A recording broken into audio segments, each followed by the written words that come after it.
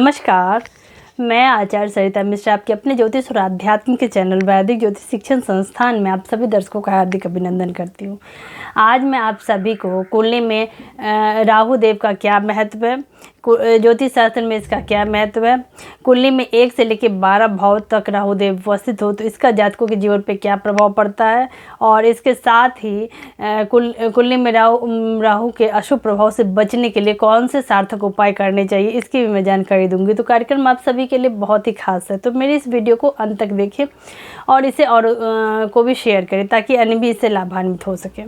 और यदि आपको मुझसे कुंडली एनालाइज करवानी हो तो मेरे मोबाइल नंबर पर जाके कंसल्टेंसी मैसेज में जाके टाइप करें। इसकी आय की प्रक्रिया आपको मैसेज के माध्यम से इसकी जानकारी दे दी जाएगी।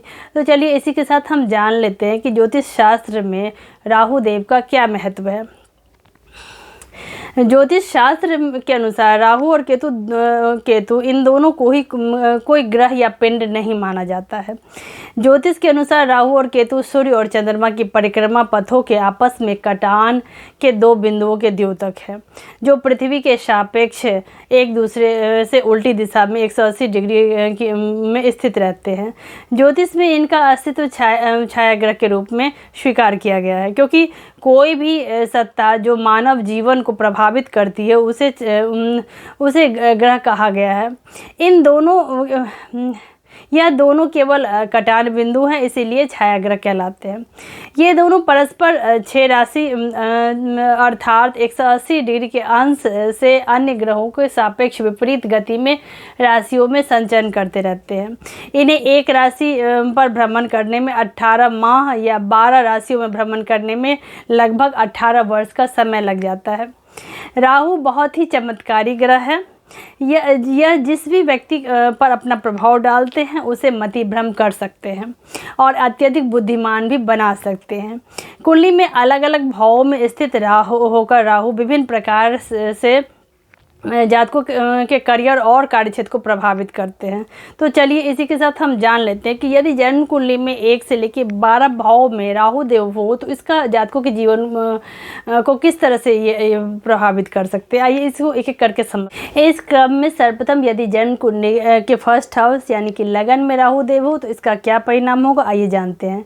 यदि जन्म कुंडली में राहु लगन अर्थात या प्रथम भाव में उपस्थित हो तो जातक लेन देन के कार्य को करने में कुशल, दूसरों के प्रभाव से अपने इष्ट पूर्ति करने वाला, दृढ़ निश्चयी लेकिन नीच स्वभाव का, नीच कर्म करने वाला, कष्ट सहिष्णु, स्त्रियों के साथ व्यापार करने वाला, सट्टेबाजी का काम कर अपनी आजीविका चलाने वाला हो सकता है। यदि जन्म कुंडली के सेकेंड हाउस द्वितीय भाव में केतु राहु देव हो तो इसका क्या फल होगा, आइए जानते हैं।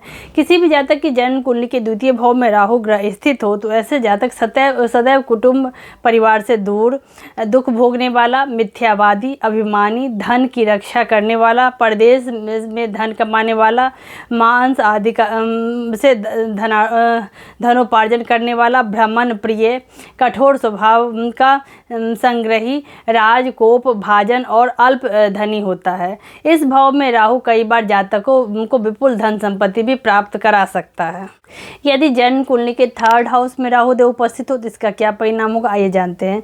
जन्म कुंडली के थर्ड हाउस में राहु देव हो तो ऐसे जातक परम प्रतापी, बाहुबली, अधिक धन कमाने वाले, पराक्रमी, अत्यंत प्रभावशाली, महायशस्वी, प्रभावी, बलवान, राजमान, शत्रुओं तथा धन कमाने वाला, शत्रु पर विजय प्राप्त करने वाला, धन कमाने वाला, एक अच्छा व्यापारी, योगाभ्यासी, भाग्योदय के समय अत्यधिक धन प्राप्त करने वाला, के कारण कुशल, विलासी, विद्वान, ऐश्वर्यवान होते हैं। यदि जन्म कुंडली के 4th हाउस में राहु देव हो तो इसका क्या फल होगा, ये जानते हैं। जन्म कुंडली के 4th हाउस में राहु की उपस्थिति से ऐसे जातक यात्री, परदेशवासी, मित्रों से विमुख, नीच लोगों की संगति करने वाले, वाद विवाद, पुत्र एवं आत्मीय जनों से रहित और धन से धन कमाने वाले होते हैं। ऐसे व्यक्ति आभूषण का व्यवसाय कर सुखी जीवन प्राप्त कर सकते हैं। 36 से 53 वर्ष की आयु के समय उत्कर्ष इनका उत्कर्ष का समय होता है। यदि जन्म कुंडली के 5th हाउस यानी कि पंचम भाव में राहु देव हो तो इसका क्या फल होगा, आइए जानते हैं। किसी भी जातक की जन्म कुंडली के 5th हाउस में पंचम भाव में राहु देव हो तो ऐसे जातक भाग्यशाली होते हैं। शास्त्र को समझने वाले तथा शास्त्रज्ञ होते हैं, परंतु धनहीन और अल्प वेतन की नौकरी से में निर्वाह करने वाले, अधिक परिश्रमी, विद्या अध्ययन में रुचि रखने वाले, धर्म कर्म में रुचि रखते हुए भी यश न पाने वाले, कुल तथा धन का नाश करने वाले हो सकते हैं। खास करके ऐसे जातक अक्सर नौकरी ही कर सकते हैं और बार बार नौकरी में बदलाव आता रहता है। ऐसे जातक को शिक्षा में विशेष रुचि हो। कुंडली के 6th हाउस में राहु देव हो तो इसका क्या फल होगा, आइए जानते हैं। किसी भी जातक की जन्म कुंडली के 6th हाउस में राहु देव हो तो ऐसे जातक पराक्रमी, बलवान, विद्वान, सुखी, दीर्घायु, शत्रुनाशक, पशुओं से जुड़ा व्यवसाय करने वाले हो सकते हैं। ऐसे व्यक्ति अक्सर नीच लोगों की संगति करने से अपना काम साधने वाले, बड़े बड़े काम करने वाले, राजा से सम्मान प्राप्त करने वाले, शत्रुनाशक और अनेक प्रकार के सुख भोगने वाले होते हैं। यदि जन्म कुंडली के 7th हाउस में राहु देव हो तो इसका क्या फल होगा, आइए जानते हैं। किसी भी जातक की जन्म कुंडली के 7th हाउस में राहु देव उपस्थित हो तो ऐसे जातक अधिक खर्च करने वाले, कटुभाषी, अपव्ययी, क्रोधी, लोभी, चतुर व्यवसाय में हानि उठाने वाले तथा धनी होते हैं। ऐसा जातक अपने जीवन साथी और विपरीत लिंगी जातक के साथ मिलकर व्यवसाय शुरू कर अपनी आजीविका चला सकते हैं। यदि जन्म कुंडली के 8th भाव में राहु देव हो तो इसका क्या फल होगा, आइए जानते हैं। किसी भी जातक की जन्म कुंडली के 8th भाव में राहु देव हो तो ऐसे जातक दुर्बल अथवा पुष्ट शरीर वाला, कभी लाभ और कभी हानि की स्थिति में धन रहते हुए उसका सुख न पाने वाले जातक पाप कर्म कर अपनी आजीविका प्राप्त करने वाले हो सकते हैं। ऐसा जातक स्त्रियों से मिलकर अपना व्यापार या उनके साथ सानिध्य में नौकरी कर सकते हैं या विदेश से संबंधित जुड़ा कार्य कर सकते हैं। यदि जन्म कुंडली के 9th हाउस में राहु देव हो तो इसका क्या फल होगा, आइए जानते हैं। किसी भी जातक की जन्म कुंडली में राहु देव 9वें भाव में हो तो ऐसे जातक लेखन और मुद्रण कार्य करने वाले, समाज सेवा में अपना पूर्ण सहयोग प्रदान करने वाले होते हैं। खासकर ऐसे व्यक्ति जल से जुड़ा हुआ कार्य कर सकते हैं। इनका भाग्योदय काल 37 वर्ष की आयु के बाद ही होता है, परंतु ये लोग किस्मत के धनी होते हैं और इसके सहारे इनके काम बनते चले जाते हैं। यदि जन्म कुंडली के 10वें भाव में राहु देव हो तो इसका क्या फल होगा, आइए जानते हैं। किसी भी जातक की जन्म कुंडली में राहु देव 10वें भाव में हो तो ऐसे जातक अत्यधिक अभिमानी और धनव्ययी, मन में ईर्ष्या करने वाले, जीवन साथी की मर्जी के अनुसार चलने वाले, परधन लोभी, पराक्रमी, बुद्धिमान, पर्यटनशील, राजा द्वारा धन सम्मान पाने वाले, अनियमित काम करने वाले और नाट्य काव्य से जुड़कर अपनी आजीविका प्राप्त करने वाले हो सकते हैं। ऐसे जातकों को अक्सर सरकारी क्षेत्र से लाभ मिलता है।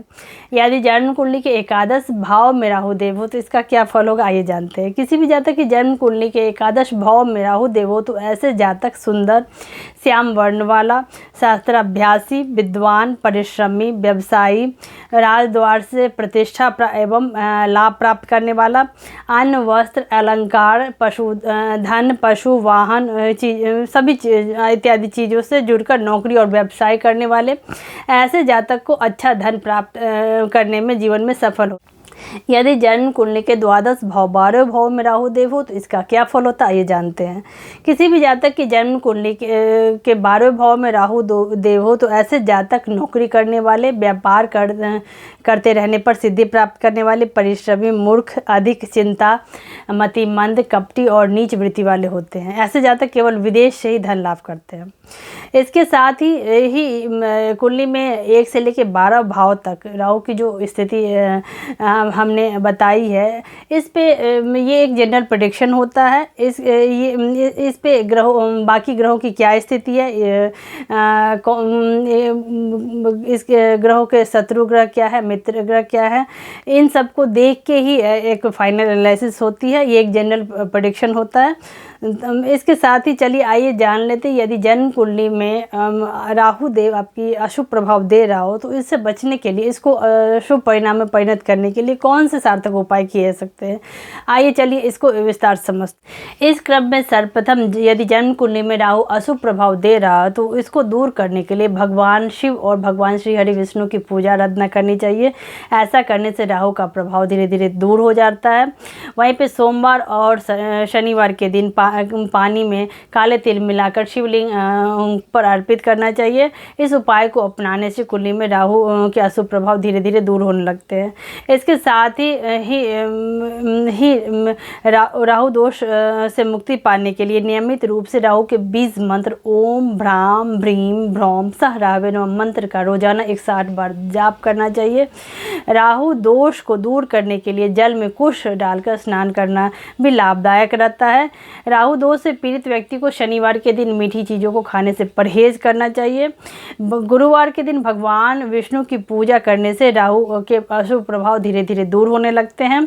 इसके साथ ही राहु दोष से मुक्ति पाने के लिए कम से कम 18 शनिवार का व्रत रखना चाहिए। करने के लिए शनिवार के दिन पीपल के वृक्ष की पूजा आराधना करना चाहिए। शाम के समय पीपल के वृक्ष के नीचे सरसों तेल का दीपक जलाना चाहिए। प्रत्येक शनिवार को दिन काले या नीले रंग का वस्त्र धारण करना चाहिए। इसके साथ ही राहु दोष से मुक्ति के लिए काले कंबल, लोहा जरूरतमंदों को यथाशक्ति दान करनी चाहिए। अपनी कुंडली किसी विद्वान ज्योतिष को दिखवा के आप गोमेद रत्न भी धारण कर सकते हैं। तो इसी के साथ ईश्वर का आशीर्वाद हम सभी के ऊपर सदा सर्वदा बना रहे। आप सभी मेरे कार्यक्रम को ज़्यादा देखिए, पसंद करें। धन्यवाद।